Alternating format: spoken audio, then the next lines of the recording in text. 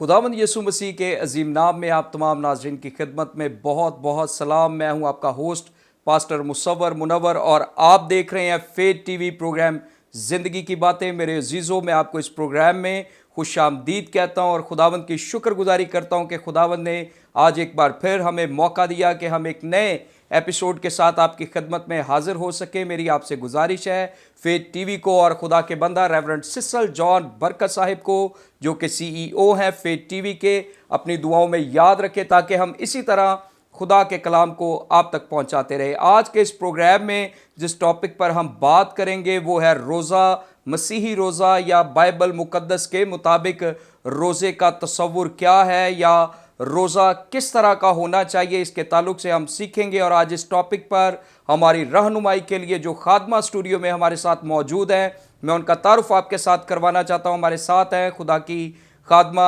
Evangelist Sumera अलियाब। इनका ताल्लुक Jesus king church ministries के साथ है। हम इनकी सारी खिदमत के लिए खुदावंद की शुक्रगुजारी करते हैं। सिस्टर जी, मैं आपको स्टूडियो में खुशामदीद कहता हूँ। Thank you very much. Praise God. So नाज़रीन, इससे पहले कि हम सिस्टर जी के साथ गुफ्तगू के सिलसिले को शुरू करें और इस टॉपिक पर खुदा के कलाम को सीखें, हम अपने प्रोग्राम का आगाज़ एक दुआ से करेंगे और मेरी गुजारिश होगी प्लीज़ आप दुआ करें। Praise hallelujah hallelujah. कदूस मेहरबान खुदा कादर अब्दियत के बाप, सलामती के शहजादे, प्यार से भरे हुए जिंदा जलाली आसमानी बाप, तेरा शुक्र करते हैं क्योंकि तू ही तमाम तर शुक्रगुजारियों के लायक खुदा हो। यीशु राजा, आज इस वक्त के लिए तेरी शुक्रगुजारी करते हैं खुदावंद खुदा। ए खुदावंद खुदा, पास्टर सिस्टर बरकत के लिए खुदावंद खुदा तेरी शुक्रगुजारी करते हैं। इनकी पूरी टीम के लिए तेरी बरकत, तेरी सलामती चाहते हैं। आज के प्रोग्राम में खुदावंद तू शामिल होना यीशु राजा। जितने भी लोग खुदावंद खुदा हमें देख के खुदावंद खुदा इन सब के लिए बरकत और सलामती चाहते हैं खुदावंद खुदा। आज जितनी भी बातचीत हो खुदावंद खुदा, तेरे कलाम की बातें शेयर हो खुदावंद खुदा, वो तेरी पाक मर्जी के मुताबिक हो खुदावंद पाक खुदा। है खुदावंद तेरा रोब, तेरा दबदबा चाहते हैं खुदावंद, तेरी पाक मर्जी चाहते हैं। है खुदावंद खुदा, तेरी हजूरी को मांग लेते हैं खुदावंद खुदा। और खुदावंद खुदा, तेरी हजूरी हर वक्त हमें दस्तयाब हो खुदावंद खुदा। आज के कलाम में खुदावंद तेरी पाक मर्जी को चाहते हैं यीशु मसीह के नाम से, आमीन आमीन। Thank you so much sister ji, खुदावंद आपको बरकत दे। सो नाज़रीन, आज का हमारा टॉपिक बहुत ही खूबसूरत रोज़ा, और हम सीखने वाले हैं कि बाइबल मुकद्दस के मुताबिक रोज़ा कैसे रखना चाहिए या कौन सी बातें हैं जो रोज़े में अहम हैं। लेकिन इससे पहले कि मैं इस टॉपिक पर बात करूं, मैं पूछना चाहता हूं सिस्टर जी, आपकी चर्च में खिदमत क्या है और किस तौर पे आप उस खिदमत को सर अंजाम दे रही हैं? सबसे पहले मैं खुदावंद की शुक्रगुजार हूँ और पास्टर सिस्टर जॉन बरकत की शुक्रगुजार हूँ कि इन्होंने आज मुझे यहाँ पर दावत दी ताकि मैं खुदा के कलाम की खिदमत कर सकूँ। मैं इनके लिए, इनकी पूरी टीम के लिए बरकत चाहती हूँ कि खुदावंद इनको जगह ब जगह और अपने जलाल के लिए इस्तेमाल करे। तो मेरी खिदमत ये चर्च में ये है कि मैं वुमेन मिनिस्ट्री को चलाती हूँ और खुदावंद की शुक्रगुजार हूँ कि खुदावंद ने दयानतदार जान के मुझे खिदमत दी है। तो बहनों के साथ रफाकती मीटिंग करना ये अच्छा लगता है और मुझे 3 साल हो गए हैं कि मैं बहनों की मीटिंग को लेकर चल रही हूँ, बहनों के साथ रफाकत करती हूँ। आमीन आमीन। Thank you so much sister ji, बड़ी अहम खिदमत आप सर अंजाम दे रही हैं। वुमेन मिनिस्ट्री को सिस्टर जी लीड करती हैं। हम इनकी सारी खिदमत के लिए खुदावंद का शुक्र करते हैं। प्लीज़ आप हमारी रहनुमाई फरमाएँ और फेथ टीवी के नाज़रीन के साथ शेयर करें कि इस खिदमत में या वुमेन मिनिस्ट्री में सबसे ज़्यादा कौन सा चैलेंज है जो आपको फेस करना पड़ता है? चैलेंज तो पास्टर साहब इसमें काफ़ी ज़्यादा हैं क्योंकि बहनों के ऊपर, बेटियों के ऊपर, माँओं के ऊपर बड़ी ज़्यादा जिम्मेदारियां होती हैं, वो हस्बैंड की भी, बच्चों की भी और भी दीगर काम की। तो इनको घरों से निकालना थोड़ा मुश्किल हो जाता है। लेकिन मैं इनकरेज करना चाहती हूँ सारी बहनों को, माँओं को कि वो अपने टाइम में से, कीमती टाइम में से अपना थोड़ा सा टाइम निकालें और चर्च में आया करें, कलाम को सुने, वर्शिप करें। जब एक औरत दुआ करती है तो उसका हस्बैंड जो होता है वो चेंज हो जाता है।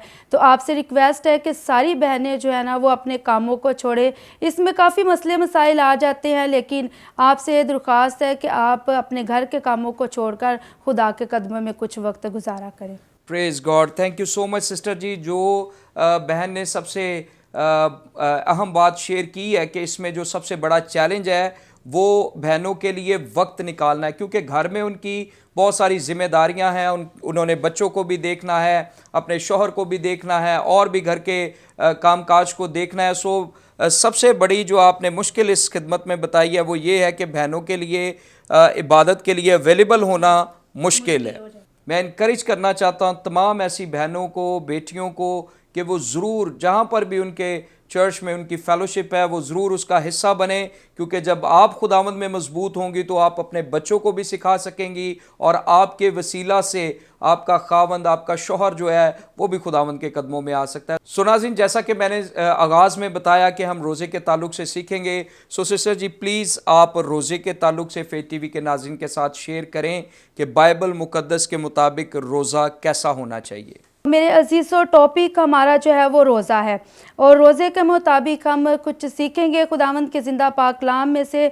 मेरे अजीज़ों, जब भी खुदा का कलाम नासिल होता है वो असर दिखा के रहता है। तो मेरा ईमान है कि आज ज़िंदा पाक कलाम के वसीला हम ढेरों बरक़ात को रिसीव करेंगे।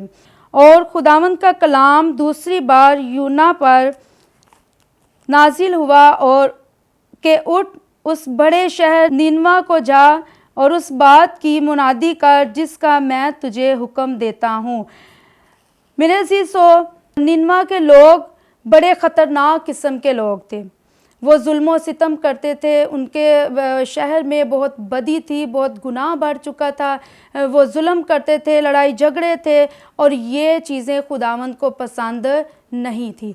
और खुदावंद ने जब देखा, खुदावंद तक इनकी बदी का शोर पहुंचा, तो क्या हुआ है, खुदा ने अपने बंदा यूना को वहां पर भेजा कि जाकर खुदावंद के कलाम की मुनादी कर।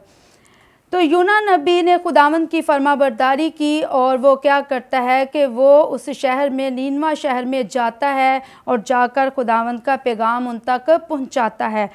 तो जब वो वहाँ पर जाता और खुदा का कलाम उन तक पहुँचाता, तो क्या कहता है कि 40 दिन के बाद निनवा शहर जो है वो बर्बाद कर दिया जाएगा, तो वो तबाह कर दिया जाएगा। तो मेरे अजीज़ों, जितने भी आप देख रहे हैं, आप इस बात को समझिए, जानिए कि जब उसने खुदा का कलाम उन तक पहुँचाया तो उन्होंने खुदा के कलाम को सुना, खुदा के कलाम को जाना और फरमाबरदारी की। हमें बड़ी खूबसूरत बात नज़र आती है कि इंसान की बदी बहुत बढ़ चुकी थी, लेकिन जैसे ही उस शहर के लोगों ने खुदा के कलाम को सुना तो उन्होंने फरमाबरदारी की। ना सिर्फ लोगों ने, बल्कि जो उधर का बादशाह था वो भी अपने आप को आजिज़ और हलीम कर दिया।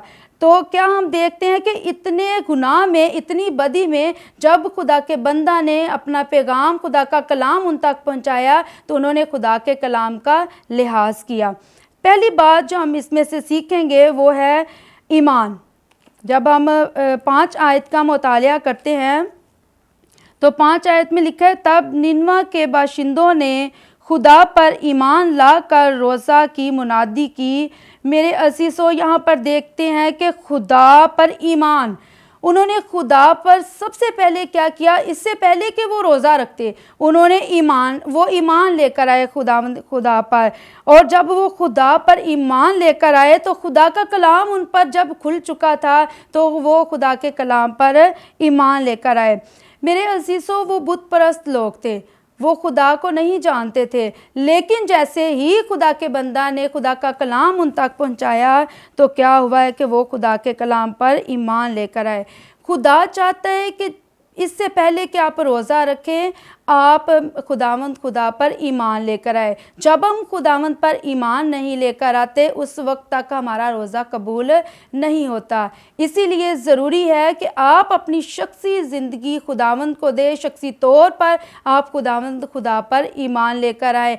अगर आप पावरफुल रोज़े की ब्लेसिंग देखना चाहते हैं, पावरफुल रोज़ा रखना चाहते हैं, तो आपकी ज़िंदगियों में ईमान होना बहुत ज़रूरी है कि जो कुछ आप कर रहे हैं, जो बीज आप बो रहे हैं, वो आप ईमान के साथ बो रहे हैं कि जो मैं कर रहा हूँ खुदावंद उसके एवज़ मुझे बरकत देगा। अगर आप ईमान नहीं लेकर आते, ईमान नहीं है, तो मेरे अजीज़ों फिर आपका रोज़ा रखना बेफ़ायदा है। तो आप खुदावंद के कलाम पर खुदा के हजूर बैठें और ईमान के साथ रोज़ा रखें और दुआ मांगे। और दूसरी बात हमने देखनी है हलीम। और जब हम 6ठी आयत को देखते हैं तो लिखा है, और ये खबर निनवा के बादशाह को पहुंची और वो अपने तख्त पर से उठा और बादशाही लिबास को उतार डाला और टाट ओढ़ कर राख पर बैठ गया। बड़ी खूबसूरत बात है। देखे, आम सारे शख्स जो थे, आम सारे लोग जो थे, वो खुदा पर ईमान लेकर आए और बादशाह भी ईमान लेकर आया। और जब हम देखते हैं कि सारे लोग हलीम हो गए, आजिज़ हो गए, तो जो उधर का बादशाह था वो भी अपने शाही लिबास को उसने उतार दिया।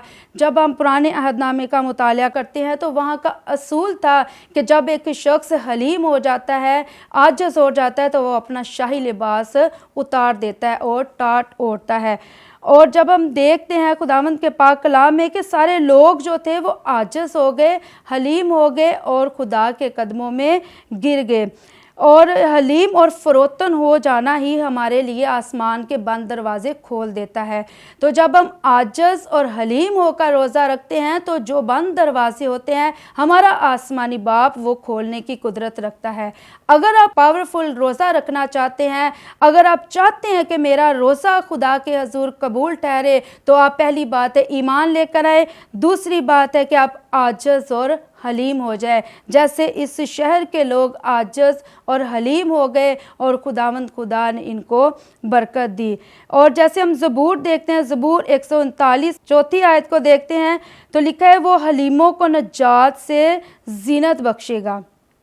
मेरे अजीज़ों, नजात का मतलब है आज़ादी, खलासी और मखलसी। जब हम हलीम हो जाते हैं, आजिज़ हो जाते हैं, तो खुदावंद खुदा अपना रहम, अपना करम और अपना फ़ज़ल हम पर जारी कर देता है। तो जब हम खुदावंद के हजूर रोज़ा रखते हैं, दुआ करते हैं, तो खुदावंद अपनी ज़ात में हमें कबूल करता है और हमारी दुआओं का जवाब देता है। जब हम अपनी अपनी गलती खताओं का इकरार करते हैं तो खुदावंद मेरे अजीज़ों हमारी दुआओं को सुनता है और हमारे रोज़े को कबूल करता है। हमारे लिए बहुत ज़रूरी है कि हम अपनी ज़िंदगियां जो हैं वो हलीमी और आजिज़ी के मुताबिक गुजारें। खुदावंद खुदा अपने आसमान को खोलेगा और जब भी जो भी गलतियां खताएं हम कर जाते हैं, खुदा के हजूर उनकी माफ़ी मांगे। खुदावंद खुदा आपको माफ़ करने की कुदरत रखता है। इसी तरह हम तीसरे पॉइंट को देखेंगे। पहला पॉइंट था ईमान, दूसरा हलीम और आजिज़। और रोज़ा रखने के लिए हमें जो तीसरा पॉइंट हम देखेंगे वो है, मेरे साथ आप पढ़ सकते हैं, और बादशाह और उसके अरकान दौलत के फरमान से निनवा में ये ऐलान किया गया और उस बात की मुनादी हुई कि कोई इंसान या हैवान गला या रामा कुछ ना चखे ना खाए पिए।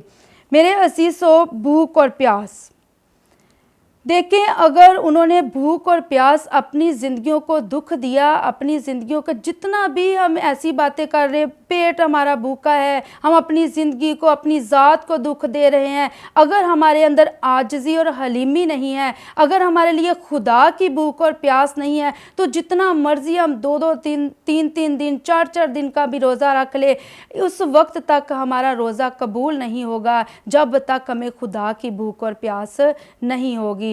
हमें रास्तबाजी के भूखे और प्यासे होना है, हमें खुदा के कलाम के भूखे और प्यासे होना है, हर वक्त खुदा के कलाम की तलाश करनी है। देखें, जब आप खुदा के कलाम की तलाश करेंगे, जैसे उस शहर के लोगों ने खुदा के कलाम का लिहाज किया, खुदा के कलाम को इज्जत दी, हमें भी चाहिए कि हमने भूख और प्यास सिर्फ़ और सिर्फ खुदा के दीदार के लिए और खुदा के कलाम के लिए रखनी है। अपने आप को पूरे तौर पर खुदावंद के कदमों में लेकर आना है। ज़िंदा मिसाल है। हम इस पूरे हवाले को जब हम पढ़ते हैं तो बड़ी खूबसूरत बातें हैं कि इस शहर के लोगों ने अपने आप को आजिज़ और हलीम कर दिया, खुदा के कलाम की भूख और प्यास रखी। उनको पता था, उनका ईमान था कि जब हम खुदा के कदमों में आ जाएंगे, जब हम आजिज़ हो जाएंगे, जब हम हलीम हो जाएंगे, तो हमारा ज़िंदा खुदा हमारी दुआओं का जवाब देगा। तो बड़ी खूबसूरत वर्स अभी हमने पढ़ी कि उन्होंने भूख और प्यास रखी खुदा के कलाम की। और जब हम देखते हैं तो बाइबल मुकद्दस में लिखा है, मुबारक हैं वो लोग जो रास्तबाजी के भूखे और प्यासे हैं। हमें रास्तबाजी के भूखे और प्यासे होने की ज़रूरत है। आपका रोज़ा मौसर उस वक्त हो सकता है जब आप रास्तबाजी के और खुदा के कलाम के और खुदा के वादों के और खुदा के दीदार के भूख और प्यास रखेंगे। इसी तरह हम चौथे पॉइंट को देखेंगे। चौथा पॉइंट, जब हम 8वीं वर्स को पढ़ते हैं तो वहाँ पर हम देखते हैं खुदा के हजूर गिरफ्तारी करना, खुदा के हजूर गिर जाना। यहाँ के लोगों ने, इस शहर के लोगों ने रो रो कर, आंसू बहा बहा कर खुदावंत के हजूर गिरे और खुदावंत से क्या की, दुआएं की। जब ये सब एक हो गए, जब ये सारे मिल के दुआ करने लगे, खुदा के कदमों में बैठे, इन्होंने रोज़ा रखा, तो क्या खुदा ने इनके रोज़े को कबूल नहीं किया? खुदा ने मेरे अजीज़ों इनके रोज़े को कबूल किया, इनको अपनी ज़ात में शामिल किया और खुदा ने इनके रोज़े का जवाब दिया। खुदा ने इनकी गिरफ्तारी को सुना, इनकी आहाजारी को सुना और दुआओं का जवाब दिया और खुदावन ने इनकी इस मुश्किल से इनको निकाल दिया।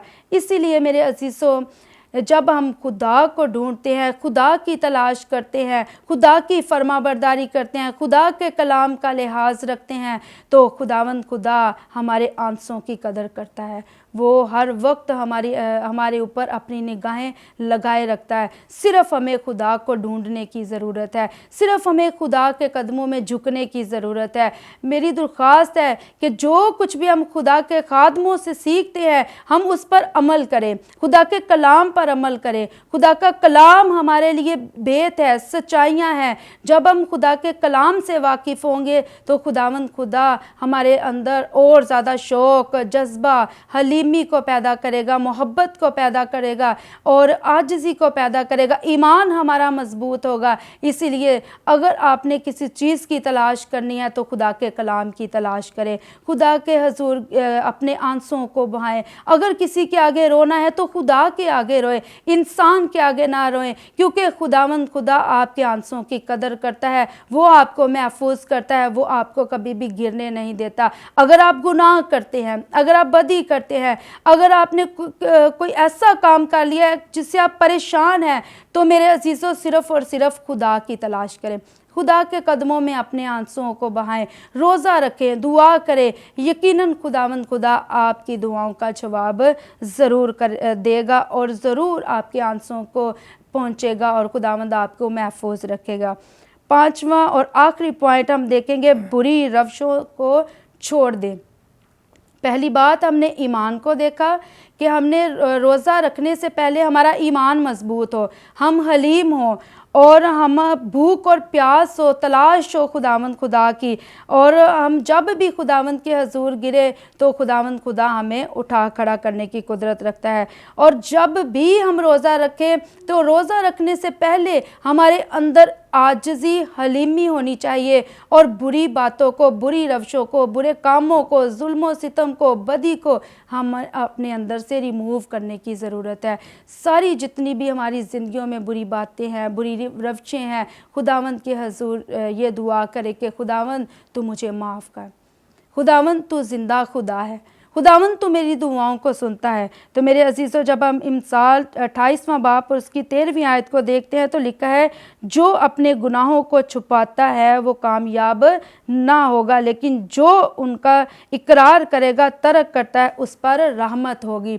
तो बड़ी खूबसूरत बात है कि खुदावंद ने इनके लिए रहमत का बंदोबस्त किया, इनके लिए तसल्ली का बंदोबस्त किया। खुदावंद खुदा अपने लोगों को तसल्ली और इत्मीनान बख्श रहा है। और जब हमने देखा कि इन लोगों ने, इस शहर के लोगों ने, नीनवा शहर के लोगों ने खुदा के हजूर गिरे, दुआ की, रोज़ा रखा, ये रोज़े की बहुत खूबसूरत मिसाल हम देखते हैं कि जब भी हम खुदा के कदमों में गिर जाते हैं तो खुदावंद खुदा हमें संभाल लेता है, वो हमें गिरने नहीं देता। तो हमारी ज़िंदगियों के लिए भी यही सबक है कि हमने क्या करना है। हमारी ज़िंदगियों में ये 5 पॉइंट होने बड़े ज़रूरी है ताकि हमारा रोज़ा पावरफुल हो और ये सारी बरकतें और सारी रहमतें खुदावंद हमारे घरों में भी लेकर आए। आमीन, आमीन, आमीन। Thank you so much sister ji, बड़ी खूबसूरती के साथ खुदा की खादमा ने बड़े अहम पॉइंट जो रोज़े के ताल्लुक से हैं वो शेयर किए हैं कि एक पावरफुल रोज़ा जो है उसमें कौन कौन सी बातें शामिल होनी चाहिए। बाज़ दफ़ा हम सिर्फ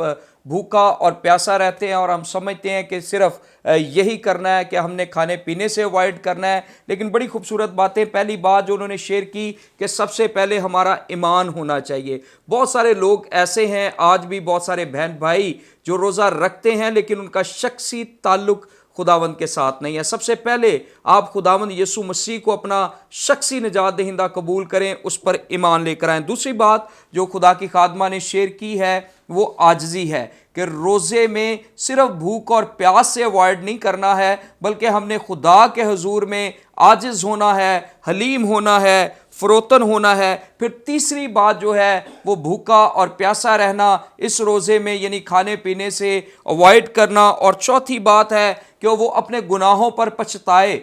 उन्होंने अपने गुनाहों पर मातम किया। हम जो गुनाह करते हैं, बदियां करते हैं, हमने खुदा के हुजूर में गिरफ्तारी करनी है कि हाँ खुदावंद मुझसे गुनाह हुए हैं, ये काम अच्छे नहीं हैं। अपने गुनाहों पर वो पछताए। और पांचवी और आखिरी बात लिखा है वो अपनी बुरी रविश से बाज आए, यानी उन्होंने उन कामों को छोड़ दिया जिसके सबब से खुदा का गजब उन पर भड़का था। सो मेरे अजीजों, उन्होंने तौबा की, और तौबा का मतलब है तब्दील हो जाना। वो तब्दील हो गए। सो इसलिए बड़ा ज़रूरी है कि जब हम रोज़ा रखते हैं तो देखें क्या हम खुदा पर ईमान लेकर आए हैं, क्या मैंने खुदावंद यीशु मसीह को शख्सी तौर पर अपना निजात दहिंदा कबूल कर लिया है, क्या मैं आजिज़ हो गया हूँ, क्या मैंने अपने आप को हलीम और फरोतन किया है। फिर उसके बाद भूखा और प्यासा होना, यानी खुदा के हुजूर खाने पीने की चीज़ों से इज्तनाब करना, इसके बाद तीसरा स्टेप है। और उसके बाद फिर अपने गुनाहों पर मातम करना, अपने गुनाहों पर पछताना।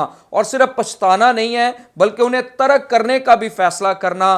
पांचवा पॉइंट यही था कि वो अपनी बुरी रविशों से बाज आए। मैं ईमान रखता हूँ आपने सारी टीचिंग के वसीला से बरकत पाई है। खुदावंद आपको बहुत बरकत दे। यहाँ पर हमारे प्रोग्राम का वक्त ख़त्म हुआ जाता है, लेकिन इससे पहले कि मैं आपसे इजाज़त चाहूँ, मैं खुदा की खादमा का शुक्रिया अदा करना चाहता हूँ। Thank you so much sister ji, आप स्टूडियो में आई और बड़ी खूबसूरती के साथ आपने रोज़े के ताल्लुक से शेयर किया। खुदावंद आपको बरकत दे और ज़्यादा अपने जलाल के लिए इस्तेमाल करें। सो नाज़रीन, मेरी आपसे गुजारिश है, फेथ टीवी यूट्यूब चैनल को सब्सक्राइब करें, दोस्तों के साथ शेयर करें, देखते रहें फेथ टीवी प्रोग्राम ज़िंदगी की बातें। God bless you all.